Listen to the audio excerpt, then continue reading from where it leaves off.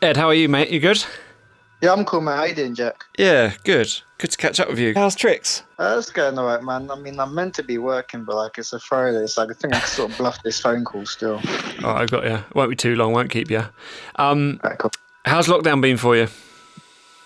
It's been surprisingly like for music wise, besides the fact there's been no gigs, everything else has been like better than I expected in terms of like opportunities I've had access to, in terms of like sales of releases I've been on, and certain DJs now playing my music and sort of like growing my profile a bit. In that way, it's been really, really good, and I've been happy for that.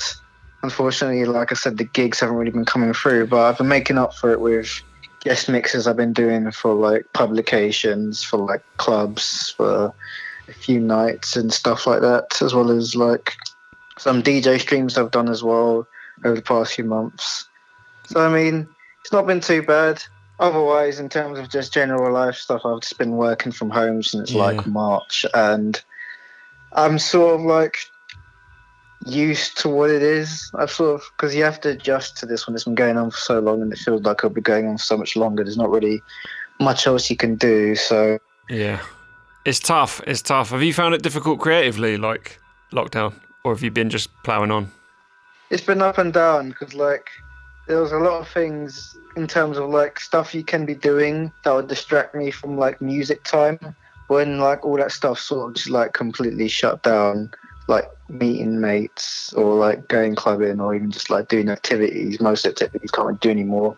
I've sort of had to like keep myself occupied in different ways now, so I found myself making more time for music, so that's been good. Yeah. But I mean, sometimes the creativity can come from not always being indoors, so it's a balancing act, really. It's tough, isn't it? I found it really difficult in like bits and bobs, just sort of like little. I find I'm feeling creative less often than I would normally, just because I'm feeling like a lack of purpose.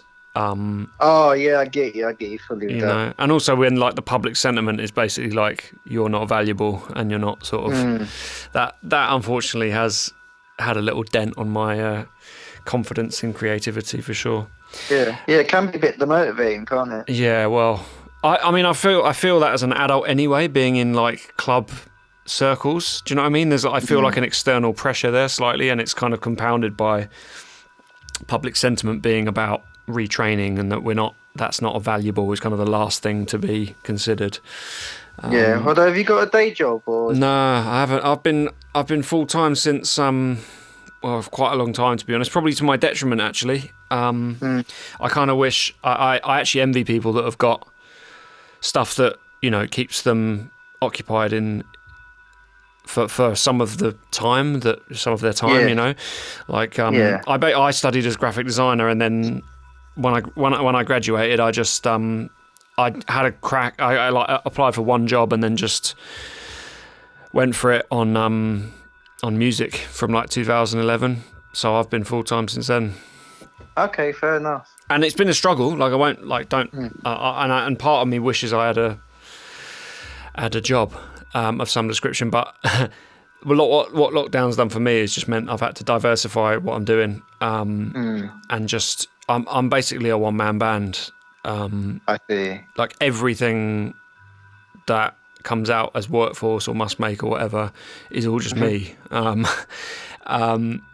which is good. It's like diversifying the repertoire of skills, I guess, and that's what I've been trying to do over lockdown.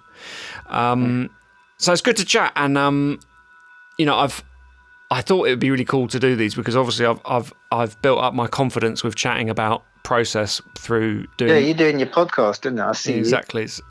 So that's been fun. And I think it'd be great to have you on that and do a longer form chat like about your sort of general process. But I thought what would be cool would be to just have a chat about what your process was with this remix you've done for me, and sure. And first off, I just want to say thanks for being part of the project. And thanks for having me, man. No, it's been a really good opportunity. Well, look, I'm just really glad with how it's all come together. Like, totally unintentionally, there's 3 really strong and different and sort of very identifiable, strong character remixes.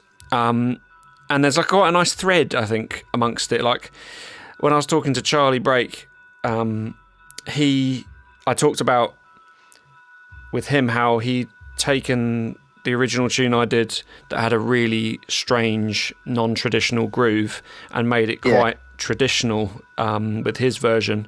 And the opposite's kind of true with yours, where you've taken one of the liquid, more musical tunes and turned it on its head with your spin. So I just wondered, when I gave you the choice, first off, why you gravitated towards that tune as a remix. Bro, I really liked the piano and the vocal of the original. I sort of felt like I heard that and I was like, all right, cool. I've got like a stable base of like, I can take this and I can sort of build around it.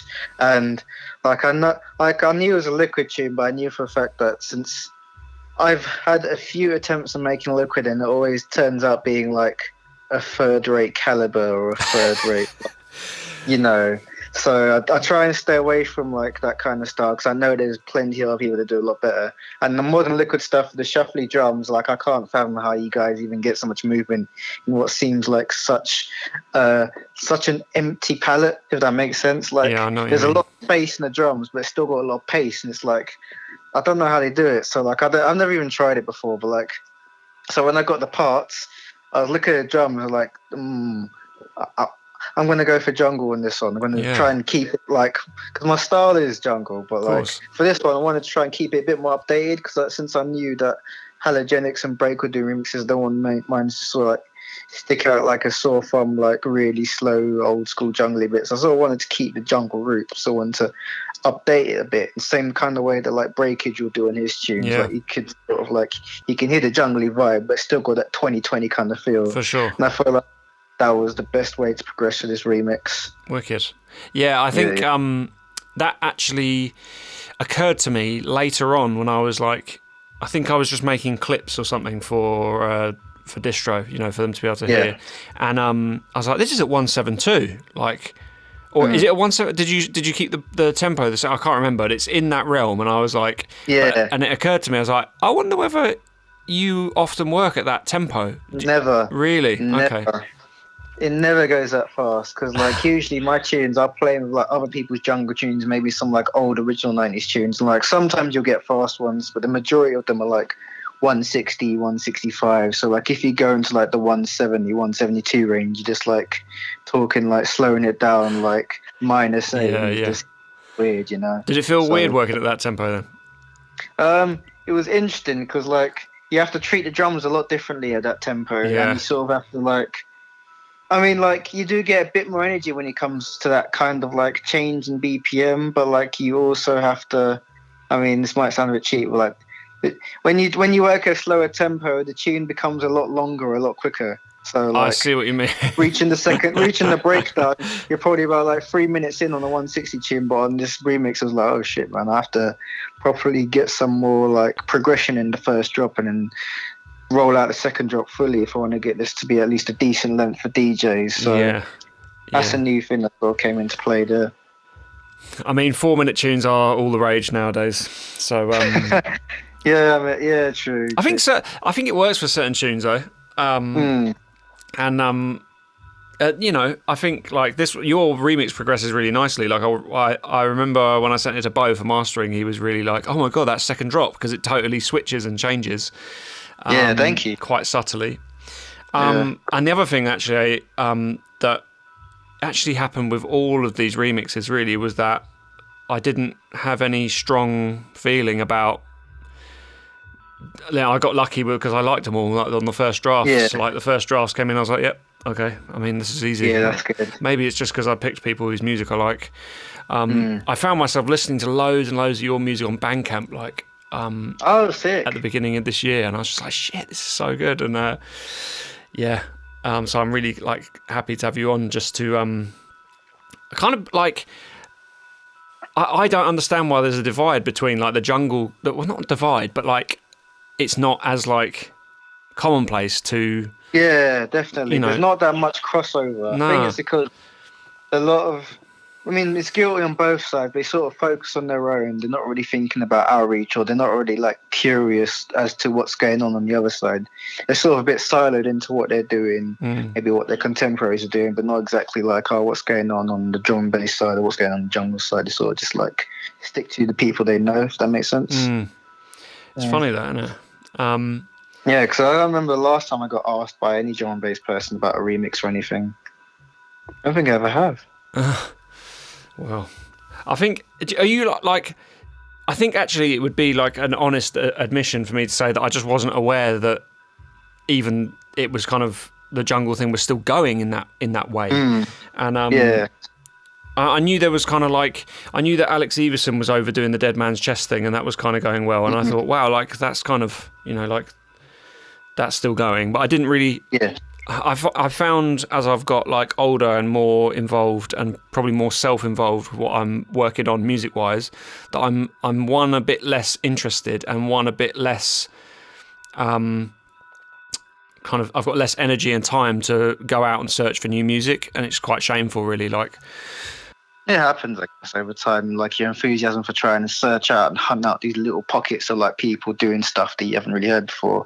Like after a while, you sort of feel like you sort of, not exactly that you already know what you like, but you sort of like, you don't always fully realise there's something out there that you don't know of that you can find or stumble upon, and it might like completely catch your attention. Like, I think I've had a bit more so where I've got like my teeth stuck into the workforce thing, because where I've started before the lockdown thing happened and I was doing a few the first few workforce shows, like I spent quite a bit of time trying to find music, and I remembering how much I love DJing and how important it is to like be on the hunt and have your ears open for stuff. Yeah, absolutely. And reflecting on what reflecting on the drum and bass that I've liked in all the time that I've liked drum and bass since like 2005. So yeah, you know, like there's tunes that I loved, and it's like going back and revisiting, and I think that's definitely come in as a sort of factor in terms of making sure that I'm not just playing stuff that came out in the last couple of years. Yeah, true. How did it feel to get remixed? I don't really have a problem with people remixing my music. I know there's certain people who really don't like it, like Calibre, for example. I don't think it's ever been remixed. How would you feel? I've had it done before, and usually I don't mind it most times, because like the way I approach remixes is like, this is this person's interpretation of the remix, and whether I like it or not, I don't think it would reflect badly on me if the remix came out and it wasn't very well received. So like, I can be quite open-minded to like whatever anyone does on my remix. Like if I do like it, or if I'm like a bit indifferent to it, as long as like, it also depends on who's commissioning it. Like a lot of times for me, it's been the label that's trying to get a tune I've signed to them remixed by someone else, and I have to be very, very disliking a remix to actually like veto to stop that. So like, I'm quite comfortable with like any kind of like interpretations. So yeah, I don't really mind. Yeah, I mean, I think like there's certain tunes that I wouldn't feel as comfortable getting remixed, like ones that, like certain tunes that we did as Spectra Soul and certain tunes that I've done as Workforce that I really wouldn't feel as comfortable as others being touched. Is that a personal thing, or is it like you don't picture how a different interpretation could match your topic, or what? It's a mixture of all of those. It's not like it could. It's not like it couldn't be better, or like, I'm not saying for 1 second that those tunes couldn't be better. It's more just like if they have a sentiment to me or and hold a special place, I almost feel like let's just leave that be. It doesn't. Yeah. But whereas I think all the ones that I got remixed on this, it wasn't that I didn't have attachment to them. I liked all the tunes, but I could hear, given who they ended up being paired with, I could hear how the interpretation could go, and I think that's what's really interesting actually about all of them as a package, is that they're all very different from the original, and they've all taken the best bits of the DNA of the original tracks and been put through the paradigm and the filter of, and given all the characteristics and stylings of the people who remixed them, which I think is really quite a nice thing to have as a package, really. Yeah, absolutely. Oh yeah, quick question. Like, Yeah. did it feel scary to start the solo venture of Workforce after being like a duo for like so long? Like, how do you even like handle being like on your own after that? Well, I would say there's quite a lot of factors for that. Like, it is scary, but I think I have to be really honest and say that because since I've moved back to Brighton, I've been sort of really lucky in the sense of living quite cheaply and trying to put money aside and think about the next 10 or 15 years. So it's given me a bit more flexibility and just the money and headspace to think about it more pragmatically. Okay. You know, like Yeah. I think if I was still living in London and I had bills to pay every month, you know, a rebuild would be difficult. Yeah, absolutely. So it's almost like, you know, and it is that old adage of if you're a creative and you've got no financial pressures, you often make good creative decisions because you're not constrained by, you know, needing X amount of money to pay X bill this month, and Yeah. you know, so that was definitely a thing. But there's also just a desire of at a certain point where I felt like we had sort of done everything that we could, and it was just about, it would at that point just be maintaining. And Yeah. you know, at a certain point I was just like, I've just got to do it, just to, yeah, for my own well-being and mental health and my own like just goals I wanted to achieve, I guess. So it's not, it's gone quite well, basically. I'm pleased with like I'd say so. how everything's come together. I've had a lot of fun with it. That's been a big part. It's just, and I've learned a lot about myself and about trusting myself, I guess. Yeah. Yeah, I mean, I guess we were talking, weren't we, the other day about your future. What's it called again? Future Retro. Future. Yep. One. Yeah. And I'm guessing you had the same leap of faith, no? Yeah, absolutely. Like, literally, like, because, like, the thing is, for years, people were like, oh, so you're working with all these labels, when are you going to start your own? And I didn't see, like, the necessity in it, because I was just like, what's my label going to have that other labels aren't? So, like, I was just, like, not bothered by it until I had the idea for what was starting off as a club night. And then, of course, the pandemic happened, so the club night couldn't happen. By which point I'd sort of built up a brand that people seemed to actually be paying attention to. Mm-hmm. And then I had an idea for a collaboration series. Just off the top of my head, woke up one day, I was like, maybe I should do like a collaborations album or like a series of releases. Then I was trying to brainstorm in my head, all right, what labels do I work with closely that would actually handle this kind of project and wouldn't be like any kind of barrier between me and who I want to work with and how I want to release it. And I couldn't think of any labels that I was like that close with. So I was like, you know what? I started off this brand for the club that I could transition it to record label, sort of keep it relevant and maintain it a bit.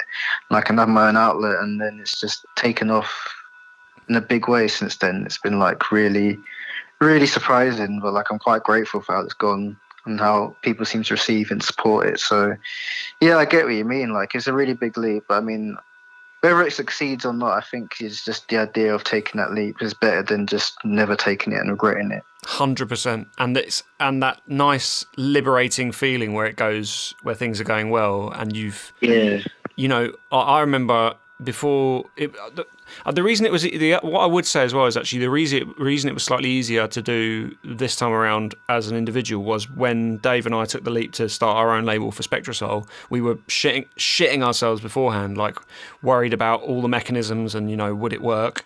And when it did, I was just like, well, I know how all of the back end works now. I know what the protocol is for releasing music. I know you've just got to take a chance. And so it was made slightly easier by that. But it is just the most liberating thing to own all your masters, own all everything, and not be beholden to anyone's schedule but your own. It's just, you know, and if you want to do little passion art projects and do little nice touches, you're making those decisions, and it's to be honest, it's the reason. That's the reason why I went and did the nice vinyl for this one, because I was just like, why not? It looks lovely. Yeah, I think it's come out I haven't even got a physical copy of my own yet. They all got delivered to my old studio. I'll do you a good price. I'll show you my. Yeah, so yeah, and it is an indulgence. It is a passion to do stuff like that. And I saw you've done like the lovely spot gloss on your house sleeves and stuff, and all that stuff is just, as a designer, like that's the sort of stuff I love, where it's like little tactile things that make the yeah. So big up for doing that. I'd love to get one. Have you sold out? So basically, what happened is, I sold out and had some spares that I unearthed for flipping if any copies got lost or damaged. But I put those up on Bandcamp 2 weekends ago. It was only about like 20 of each, and they sold out in like 2 minutes. Wow, so nice. What I've got left is basically stuff that I'm reserving for like any artists I work with in the future. Yeah. And they want like backstock and that, or just like in case my only copy gets like broken or something. Yeah, fair. So yeah. But yeah, it seems to have sold really well, and I'm like, but Volume 3 and 4 comes out in 3 weeks from now, I think. Wicked. What's the date? What date is it?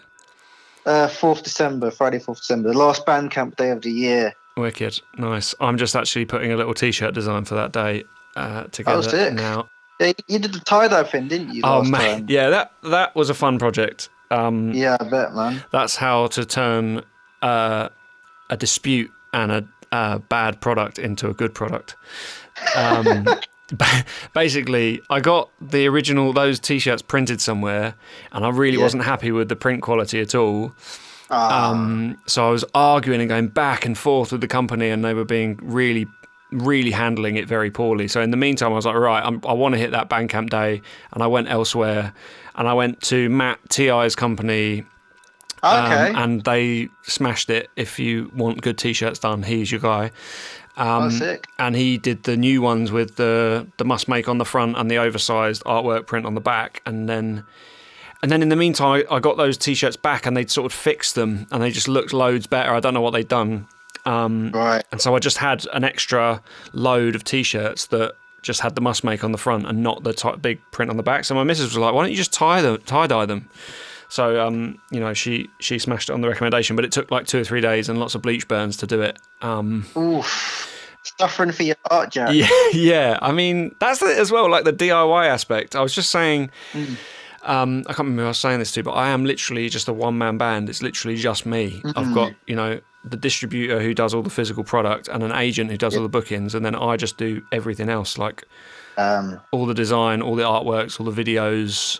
That's all just me, and then it helps keep things ticking over. I think lockdown presented that opportunity to just like try some stuff out and learn some things.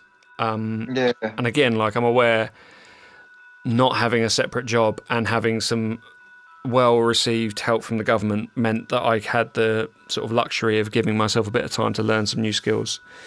So yeah, I did that and tried to put my time to best use, and now I'm back in the studio with very little inspiration and just trying to get stuff finished.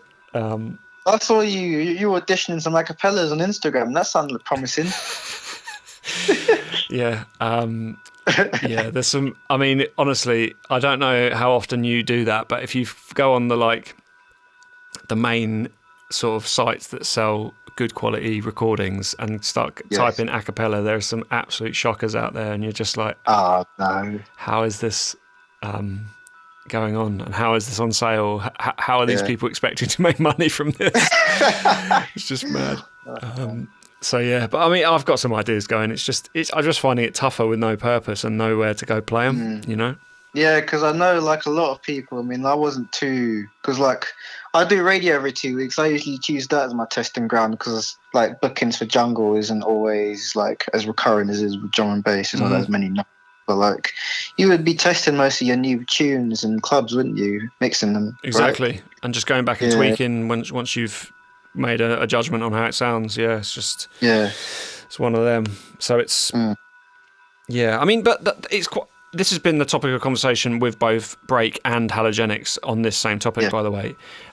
Is that lockdown's actually been quite liberating for that in terms of drum, and specifically in terms of drum and bass. It's meant that and I've found talking to people that a lot of people are going to places they wouldn't normally go to in terms of experimentation with grooves and arrangements and 100%. And that's been quite nice. Yeah. Like not just thinking about club context, but thinking about I mean, drum and bass. If you make drum and bass or any dance music, but think about it just for the context, not with like no club at all, but exactly the same palette and soundscape potentially, but just like different grooves and like adding the weird 8-bar extras here, and it actually gets quite interesting. Very. And there is so much room still within the genre to do interesting stuff. So maybe it's a good catalyst for that. For experimentation. Wicked. Well, look, great to have you on, and I want to, thank you for being part of the project. And Jack, thanks for having me on. Yeah, cool. Well, good to catch up, and let's chat about maybe doing the full length podcast at some point. We'll go in deep in the process stuff and all the sort of creative stuff that comes with that, if you're keen. Yeah, definitely, mate. Wicked. Well, good to catch up, and have a good weekend. Take it easy. All right, thank you, mate. Take it easy, mate.